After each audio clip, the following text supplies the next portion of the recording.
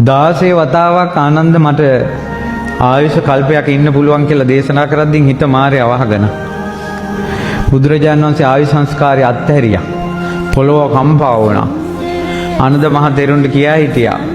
ආනන්ද ආයුෂ අත්හැරියා 16 දැනක ඔයාට ආරාධනා කරන්න මම කියලා තිබ්බේ.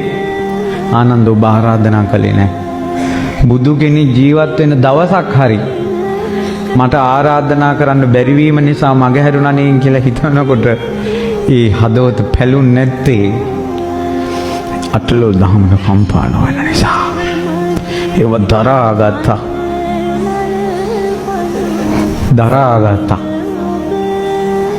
පිරිනිවන් වඩින ගමනේදී ආනන්ද මට කලන්තයි කියලා 25 පොළක බුදුරජාණන් වහන්සේ අසුන්වන තියෙනවා.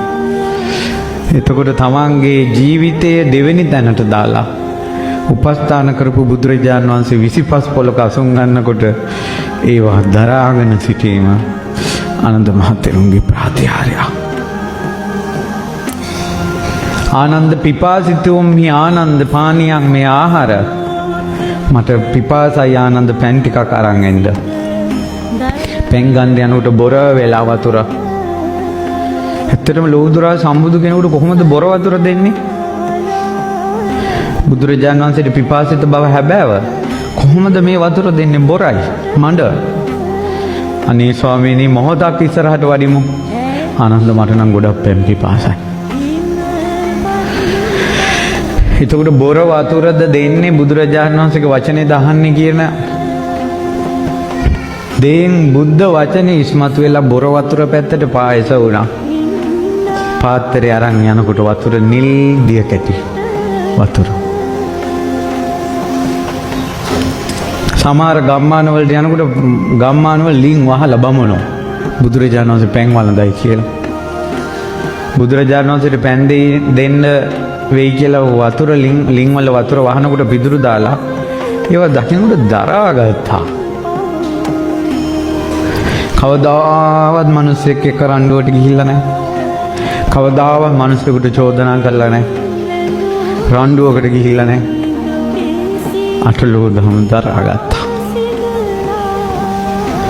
බුදුරජාණන් වහන්සේ ගස් දෙකක් අතර ඈත ගම්මානයක ඒත් කවුරුත් නැති ගම්මානයක පිරිනිවන් සැතපෙලා. ස්වාමීනි මේ චූටි නගරයක ඇයි සැතපෙන්නේ? ඇයි පිරිනිවන් පාන්නේ? කියන බුදුරජාණන් වහන්සේට පොඩ්ඩක්වත් සත්කාරවල අඩුවක් වෙනවට කැමති නෑ බුද්ධ ගෞරවය. ආනන්ද පොඩි නගරයක් කියලා කියන්න එපා. කලින් කුසාවති රාජධානියේ මේ කුසිනාරාව බණ කිව්වා. බලන්නකෝ ඊළඟට ආවා බුදුරජාණන් වහන්සේ ගැන සෙනෙහසක්. මේ බුද්ධ ශාසනයේ වටිනාකම බුදු කෙනෙකුගේ වටිනාකම ගැන සෙනෙහසක් ආවා. ඒ සෙනෙහස සෝවාන් කෙනෙකුටවත් දරා ගන්න බැරි එකක්. කනුවක් අල්ලාගෙන වැළපුණා. බුදුරජාණන් වහන්සේ ඉක්මනින් පිරිනුම් පානවා කියලා. පපුව බැලුන්නේ නැත්තේ ඒ තරමට දරාගත්තා. ඒ දරා ගැනීමත් දෝර ගලාගෙන අර මහා හයියෙන් යමක් අල්ලගෙන ඉන්නකොට දාඩිය ගලනවා වගේ. ඒ යමක් යන්න දෙන්නේ නැතුව හයියෙන් අල්ලගෙන ඉන්නවා. දරාගෙන ඉන්නවා හැබැයි එයාගෙන් දාඩිය ගලනවා. එයාගේ ඇඟ වෙවුලනවා සමහර ලාවට. අටලෝ දහම දරාගත්ත තමයි. ඇස්වලින් රූරා කඳුරු වැටුණා.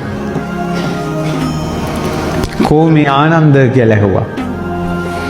ආනන්ද මෙහෙන්ද කොච්චර ධර්ම දේශනා කළා දානන්ද හටගත්ත සියලු දේ නැසෙනවා කියලා.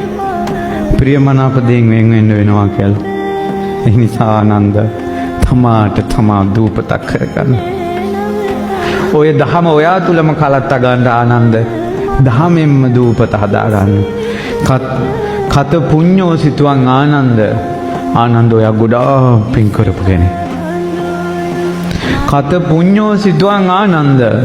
ආනන්ද ස්වාමීන් වහන්සේට බුදු මුව මණ්ඩලෙන් වදාලා ආනන්ද ස්වාමීන් වහන්සේ කියන්නේ පින් කඳක් කියලා. පින් කඳක් කියලා. අපි මේ මහා සෑය හදන්නේ පින් කඳකට. පින් කඳකට මේ සෑය හදන්නේ. නේ? ඒ නිසා අපිටත් පින් ගොඩක් ලැබේවි නිවන් යන්න. අපිටත් දරා ගන්න ගොඩක් පින් රැස් වේවි. ආනන්ද මහතෙරුන් උපස්ථාන කරනකොට කිප්ප මේවා ආනන්ද ආනන්ද ටික කලකින් ඔබ නිකලෙස් වෙනවා. ඉතින් බුදුරජාණන් වහන්සේ පිරිනොම් පෑවා. පිරිනොම් පෑවට පස්සේ මිහි මඩට සලිත වුණා. ආනන්ද ස්වාමීන් වහන්සේ පැත්තකට වෙලා ගොඩාක් දේවල් කල්පනා කළා. එළි වෙනකල් ලෝ දහම ගැන අනුරුද්ධ ස්වාමීන් වහන්සේ ආනන්ද ස්වාමීන් වහන්සේට තව කිව්වා. අටලෝ දහමට කම්පා නොවන බිත්ති ඇති ආනන්ද මහතෙරුන්ට බණ කිකියා කපරාරු ගැහුවා ඒ බිත්තිය. කපරාරු ගහපු බිත්තියේ හුණු මදිනවා වගේ බණ කිකියා හුණු මැන්දා. හුණු මැන්ද බිත්තියේ තින්ත ගානවා වගේ බණ කිකියා එළි වෙනකල් තින්ත ගෑවා. අටලෝ දහමින් කම්පා නොවන මැදුරා අනුරුද්ධ මහතෙරුන් ආනන්ද මහතෙරුන්ගේ හදවතේ හැදුවා. මිනිස්සු ධාතු බෙදා ගන්න කලබල කළාදී ආනන්ද මහතෙරුන් පැත්තකට වුණා. ඇයි ඉන්න කාලේ ටික කළා. ආදාන පින්කමේ ආනන්ද මහතෙරුන් අයින් වෙලා හිටියේ. අටලෝ දහමම හිතුවා. සම්බුදු සිරුර අතුරු දහන් වෙච්ච එක ගැන හිතුවා. ධාතුන් වහන්සේලා බෙදා ගනින්දි මැදට බැන්නේ නැහැ. ආනන්ද මහතෙරුන් අයින් වුණා. මහා කස්සප මහ රහතන් තමයි බැලුවේ. බුදුරජාණන් වහන්සේගේ සම්බුදු සිවුර චීවරය පාත්‍රයේ පපුවට තුරුල් කරගෙන පාගමෙන් වැඩියා.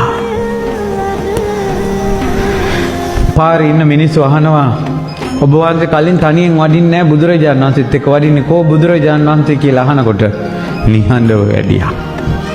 පාත්‍රය තුරුල් කරගෙන ගන්ධ කුටියේ පාත්‍රයේ තියලා පරණ විදිහටම උපස්ථාන කළා. සංඝයා ආනන්ද තෙරුන්ට චෝදනා කළා. ආනන්ද තවම සංසාර යන ඔයා ගව සංසාර ගඳයි කියලා.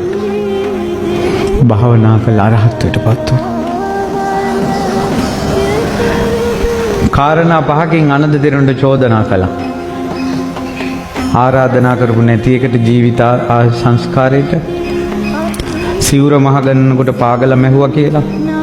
කාන්තාවන්ට කලින් බුදු සිරුර වඳින්න දුන්නා කියලා. ඔය කාරණා පහකේ සමාව ගත්තා. වරදක් නැති බව කීවා සමාව ගත්තා. මහා කැලේකට ගියා. තනියෙන් භාවනා කරනවා. බලන්නකෝ අටලෝ දහව ආනන්ද ගුණ සුවඳ විහිදු වෙනකොට දැනිච්ච මිනිස්සු හොයාගෙන ආවා කැලේට. උයම් පල්ලා කිව්වා එන්න එපා. අපේ මහතෙරුන් තනියෙන් ඉන්නේ. බුදුරජාණන් වහන්සේ පිරිනිවන් පාලත් අවුරුදු 40ක් ජීවත් වුණා. ඊට පස්සෙත් කැලේ ආනන්ද සංස් කුටියෙන් අතුරු දහන් වෙලා මිනිස්සු ඉදිරියේ පොළොවෙන් මත වුණා. මාව හොයාගෙන ඉන්න මිනිස්සු වළක්වන්න එපා. මන් නිසා නෙවෙයි බුදුරජාණන් වහන්සේ මුණ ගැහෙන්න ඉන්න මිනිස්සු බුදුරජාණන් වහන්සේ වැළැක්ුවේ නැහැ. මේ ආනන්ද කොහොමද මිනිස්සු වළක්වන්නේ? එන්න දෙන්න. මේ මිනිස්සුන්ට බණ කිව්වා. ගංගානම් ගඟ මුදුනේ ආකාශය. මිනිස්සු ධාතුන් වහන්සේලා වෙනුවෙන්වත් රණ්ඩු වෙන්න එපා කියලා. ආකාශේ පිරිනවම් පාලා දෙපැත්තට ධාතුන් වහන්සේලා බෙදලා ගියා. ඔන්න ඔය ධාතුන් වහන්සේලාගේ කොටසක් දෙව්ලොවින් හෝ යම් තැනකින් හෝ මේ ආනන්ද මහා සෑය තැන්පත් වෙනවා.